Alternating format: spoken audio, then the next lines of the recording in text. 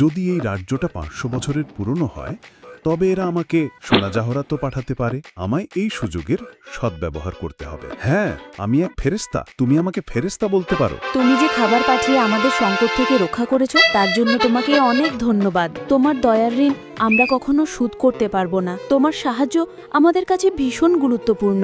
যদি সত্যি কৃতজ্ঞতা প্রকাশ করতে চাও তবে আমাকে দামি গহনা পাঠাও, সেই বাক্সে রেখে দাও। যা আছে সবই বক্সে ঢেলে দাও, কিন্তু মহারানী 1.5 লাখ লোকের খাবার আয়োজন ফেরেশতা করতে পারবে। আরে এখনো আসছে না কেন? আরে বাহ, এত দামি জিনিস!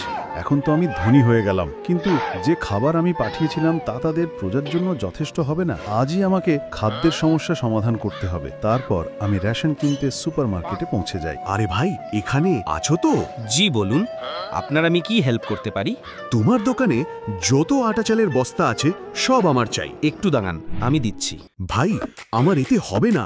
আপনার দোকানে যা স্টক আছে সবই দিয়ে দেন।